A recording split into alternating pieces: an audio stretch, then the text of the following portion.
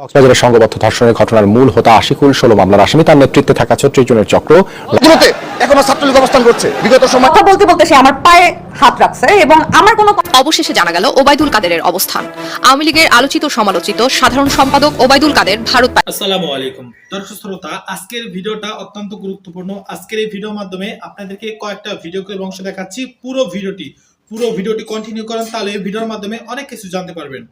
আওয়ামী লীগের আলোচিত সমালোচিত সাধারণ সম্পাদক ওবায়দুল কাদের ভারত পালিয়ে গেছেন। গত 5 আগস্ট শেখ হাসিনা সরকারের পতনের পর থেকেই তিনি কোথায় আছেন তা নিয়ে ছিল নানান কৌতূহল, নানান গুঞ্জন। অবশেষে তার অবস্থান সম্পর্কে গত 12 নভেম্বর নিশ্চিত হওয়া গেছে। আন্দোলনে তত জোর নেই, মুখের বিষ যত জোর। কলকাতায় অবস্থানকারী আওয়ামী লীগের অন্তত 3 জন কেন্দ্রীয় নেতা খবরের কাগজকে নিশ্চিত করে বলেছেন, গত শনিবার সকালে সস্ত্রীক উত্তরবঙ্গের কোনো একটি রুট দিয়ে অবৈধভাবে কলকাতায় এসেছেন ওবায়দুল কাদের। সেই সূত্র থেকে আরও জানা যায়, ওবায়দুল কাদেরের পাসপোর্ট ছাড়া বিমানে দেশ ছাড়ার সুযোগ না থাকার কারণে শুক্র এবং শনিবার সীমান্ত এলাকায় অবস্থান করতে হয়েছে। পরে ভারতের সংশ্লিষ্ট কর্তৃপক্ষের কাছ থেকে বিশেষ অনুমতি নিয়ে রোববার ভারতের আভ্যন্তরীণ পথে চলাচলকারী বিমানে করে তিনি কলকাতায় চলে যান।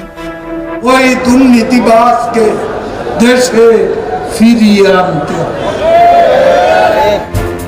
ভারতে যাবার আগে ওবায়দুল কাদের আগস্টের 3য় সপ্তাহের দিকে রাজধানীর গুলশান থেকে যশোরে চলে যান। সেখানে তিনি তার নিকটাত্মীয় প্রভাবশালী এক সরকারি কর্মকর্তার শ্বশুরবাড়িতে অবস্থান নেন। তখন থেকেই ভারতে ঢোকার অপেক্ষায় ছিলেন তিনি। এর আগে তিনি গুলশানে একটি বাড়িতে আত্মগোপনে ছিলেন। সেখানে আগে থেকেই আত্মগোপনে ছিলেন ছাত্রলীগের সাবেক সাধারণ সম্পাদক ইসহাক আলী খান পান্না। পরে 24 আগস্ট পান্না ভারতীয় সীমান্তে মারা যান। ক্ষমতার দাপট কেউ দেখাবেন না, কাউকে ক্ষমা করা হবে না। আওয়ামী লীগের একজন সাংগঠনিক সম্পাদক খবরের কাগজকে বলেন, দেখা হয়নি, ফোনে কথাও হয়নি, তবে কাদের সাহেব কলকাতায় এসেছেন এতটুকু জানি। তবে তিনি সেখানে অবস্থান করবেন না, 2 থেকে 3 দিন কলকাতায় থেকে আগামী সপ্তাহে দিল্লি চলে যাবেন এবং তিনি সাধারণ সম্পাদক পদে থাকবেন কিনা এরপরে সে বিষয়ে সিদ্ধান্ত নেওয়া হবে। আপনি কোথায় যান? দয়েশ্বর বাবু আপনি কোথায় যান? কেউ জানে না। গত 5 আগস্ট গণ অভ্যুত্থানের মুখে সাবেক প্রধানমন্ত্রী শেখ হাসিনা দেশত্যাগ করে ভারতে চলে যাবার পর থেকেই দলটির উচ্চ পর্যায়ের নেতারা কলকাতা পালাতে শুরু করেন। এরপর থেকে দেশের রাজনৈতিক অঙ্গনে এবং এর বাইরে আলোচনার কেন্দ্রবিন্দুতে ছিলেন দলটির সাধারণ সম্পাদক ওবায়দুল কাদের। আওয়ামী লীগের সভাপতি শেখ হাসিনা ভারত যাবার সময় ওবায়দুল কাদেরকে সঙ্গে নিয়ে যাননি। ফলে ঢাকায় ঘুরে ফিরে প্রশ্ন ওঠে, তাহলে দলটির দ্বিতীয় সর্বোচ্চ নেতা ওবায়দুল কাদের কোথায়? খেলা কিন্তু হবে, ছেড়ে দেয়া হবে না। অনেকে ধারণা করেছিলেন ভারত হয়ে তিনি হয়তো সিঙ্গাপুর চলে গেছেন, আবার কেউ কেউ মত দেন তিনি দেশেই আছেন। ওবায়দুল কাদের যশোরের একটি বাড়িতে অবস্থান করছে এমন খবর ছড়িয়ে পড়ার পর গত আগস্টে সেখানেও অভিযান চালানো হয়। সাবেক সড়ক পরিবহন এবং সেতুমন্ত্রীকে ধরিয়ে দিতে পুরস্কারেরও ঘোষণা দেয় সরকার। গত 19 অক্টোবর অন্তর্বর্তী সরকারের স্বরাষ্ট্র উপদেষ্টা লেফটেন্যান্ট জেনারেল অবসরপ্রাপ্ত মোহাম্মদ জাহাঙ্গীর আলম চৌধুরী এমন ঘোষণা দিয়েছিলেন। বিচার করতে হবে, সব তদন্ত হবে, কে কত টাকা বানিয়েছে। সর্বশেষ গত শনিবার রাতে চট্টগ্রামের হালিশহর এলাকায় আওয়ামী লীগের সাধারণ সম্পাদক ওবায়দুল কাদের আছেন এমন সন্দেহে একটি ফ্ল্যাটে অভিযান চালানো হয়। হালিশহরের শান্তিবাগের ওই ফ্ল্যাটে ওবায়দুল কাদেরের স্ত্রী ইশরাতুন্নেসার বড় ভাই নুরুল হুদাকে খুঁজে পায় পুলিশ। এখন প্রশ্ন উঠছে, এত রকম ধরপাকড়ের পরও ওবায়দুল কাদের কিভাবে দেশের ভেতরেই দিব্যি আত্মগোপনে থাকতে পারলেন? আর কাদের সহায়তায় এভাবে অবৈধভাবে সীমান্ত পাড়ি দিয়ে ওবায়দুল কাদের ভারত পালিয়ে যেতে পারলেন? বাংলাদেশের জনপ্রিয় মডেল অভিনেত্রী সাদিয়া জাহান প্রভা ছোট পর্দার এই লাস্যময়ী অভিনেত্রীর রূপ লাবণ্য এবং অভিনয় গুণে যেমন দর্শকদের মনে জায়গা করে আলোচিত হয়েছেন, ঠিক তেমনি একটি অপ্রত্যাশিত ঘটনার কারণে হোঁচটও খেয়েছেন। একটি দুর্ঘটনার ক্ষত দীর্ঘ 1 যুগেরও বেশি সময় ধরে বহন করে চলেছেন ছোট পর্দার এই জনপ্রিয় অভিনেত্রী। প্রভাকে নিয়ে জল্পনা কল্পনা শেষ নেই পত্রিকা থেকে শুরু করে সোশ্যাল মিডিয়াগুলোতে, অথচ নানাবিধ কারণে 10 বছরেরও বেশি সময় ধরে গণমাধ্যম থেকে অনেকটাই নিজেকে আড়াল করে রেখেছেন এই অভিনেত্রী। সংবাদ ও সাংবাদিকদের এড়িয়ে চলার ঘোষণাও দিয়েছিলেন কিছুদিন আগে। এর নেপথ্যের কারণ তখন জানা যায়নি, তবে এবার আপত্তির জায়গাগুলো সামনে নিয়ে এলেন প্রভা। কেন এই আড়াল, কিংবা কেন তাকে নিয়ে এত চর্চা? অবশেষে সেই রহস্যের উন্মোচন করলেন শনিবার সন্ধ্যায় অভিনয় শিল্পী সংঘের ইফতার পরবর্তী প্রেস ব্রিফিংয়ে, যেখানে প্রভাকে নিয়ে আলাদা একটি সেশনই করা হয়েছিল। সাংবাদিক ছাড়াও সেখানে উপস্থিত ছিলেন অভিনয় শিল্পী সংঘের কর্মকর্তারা।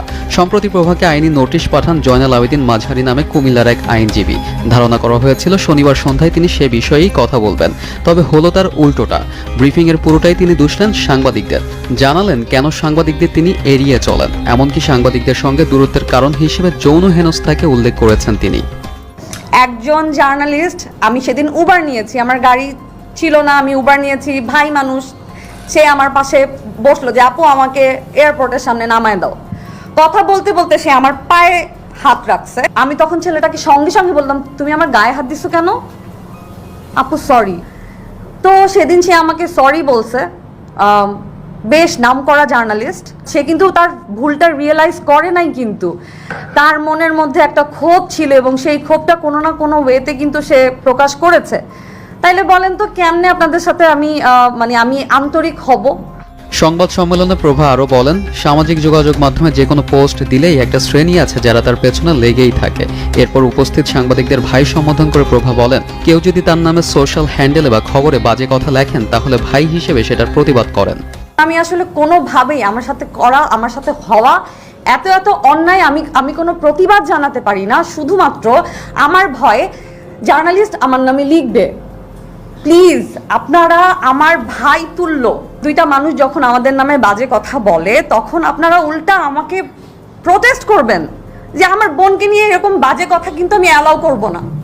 প্রভার ভাষায় ছোটবেলায় তিনি পড়ে গিয়ে ব্যথা পেলে ভয় পেতেন, কারণ তার আম্মু জানতে পারলে তাকে বকা দিবে। এখন ফিজিক্যালি অ্যাবিউজড হলেও হজম করে ফেলেন তিনি, কারণ তার সবচেয়ে বড় ভয় যদি জার্নালিস্ট জানতে পারে তাহলে কি হবে। এখন হচ্ছে ভয় যে ধরেন যদি আমি কখনো ভার্বালি বা ফিজিক্যালিও অ্যাবিউজড হই, সেটার থেকে আসলে বেশি ভয় লাগে যে যদি জার্নালিস্ট জানতে পারে তাহলে আমার কি হবে। টিভি নাটকের সংগঠন অভিনয় শিল্পী সংঘ নতুন একটি উদ্যোগ নিয়েছে। শিল্পীদের আইনি সহায়তা দেওয়ার জন্য লিগাল উইংস অ্যান্ড ডায়লগ নামে একটি টিম গঠন করা হয়েছে। শনিবার সন্ধ্যায় সংঘের কার্যালয়ে এক সংবাদ সম্মেলনের অনুষ্ঠানের মাধ্যমে এর আনুষ্ঠানিক যাত্রা শুরু হয়েছে। মূলত সেই অনুষ্ঠানেই এসব কথা বলেন সাদিয়া জাহান প্রভা। এ সময় তার পাশে উপস্থিত ছিলেন সংঘের সভাপতি আহসান হাবিব নাসিম, ডলি। পুরো ভিডিও ক্লিপে দেখলেন, তো পুরো ভিডিও যদি আপনাদের যদি কোনো মন্তব্য বা অভিযোগ থেকে থাকে কমেন্ট বক্সে অবশ্যই লিখে জানাতে পারেন। তো এই যে ভিডিওগুলো দেখলেন, এই ভিডিওর মধ্যে সবচেয়ে মূল যিনি তিনি হচ্ছে ওবায়দুল কাদের। আর এই ওবায়দুল কাদের সবকিছুর নাটের গুরু, এটা আমরা যখন বাংলাদেশে তারা ক্ষমতা ছিল তখন আমরা জানতে পেরেছি। আর এখন বর্তমানে তিনি ভারতে আছেন, আর সেখানে বসেও ভালো মোটামুটি উল্টাপাল্টা কাজ করতেছে। দিন শেষে এই ওবায়দুল কাদের ওর কথাগুলো টেনে টেনে কথা বলতে পারে, কিন্তু ওর ভিতরে যেই পরিমাণ শয়তানি আছে, বদমাইশি আছে, তা মনে হয় 20টা মন্ত্রীর মধ্যেও আমার মনে হয় নাই। আমি যতটুকু জানি বা জানতে পেরেছি, এই ওবায়দুল কাদের এই গত 15টা বছরে এত পরিমাণ টাকার ভার করছে। একটা খবরের মাধ্যমে তথ্য জানতে পারলাম যে ওই টাকা ওবায়দুল কাদের যত টাকা আছে সব টাকা যদি জব্দ করা যেত তাহলে নাকি বাংলাদেশে যেই পরিমাণ ঋণ আছে সমস্ত ঋণগুলোকে পরিশোধ করা সম্ভব ছিল। এরকম এত পরিমাণ টাকা এই ওবায়দুল কাদের ও একা মেরে খাইছে, দেশের টাকা পাচার করছে। চিন্তা করতে পারেন, এত টাকা পাচার করে খাইছে। এদেরকে কেন ধরলো না? কারণ এদেরকে ধরলে শেখ হাসিনা বহু আগে কি আউট হয়ে যেত। কারণ চোরে আরেক চোরে কি ধরবে? ও নিজেও তো একটা চোর, শেখ হাসিনা নিজেও একটা চোর, যার আশেপাশে ছিল সেগুলো তো চোর। এক চোরে আরেক চোরে কি ধরবে? তো জগ ভাই এদের নিয়ে কথা বলতে চাই না। ভিডিওটি বেশি শেয়ার করে দিবেন, আর এদেরকে যেখানে পাবেন সাথে সাথে ধরা দেওয়ার চেষ্টা করবেন। কারণ বিগত 15 বছর টাকা তো মারছে, দেশের টাকা মারছে, সেই সাথে দেশটার দেউলিয়া করে থেকে গেছে, সেই সাথে মানুষ হাজার হাজার মায়ের কুল খালি করছে। তো আর কোনো কথা না, ভিডিওটি শেয়ার করবেন। আল্লাহ হাফেজ। ভিডিওটি যদি ভালো লেগে থাকে তাহলে অবশ্যই ইসলাম প্রচারের স্বার্থে শেয়ার করে দিবেন। আর পরবর্তীতে কোন ঘটনা চান অবশ্যই আমাদের কমেন্ট বক্সে লিখে জানাতে পারেন। ভালো থাকবেন, সুস্থ থাকবেন। আল্লাহ হাফেজ।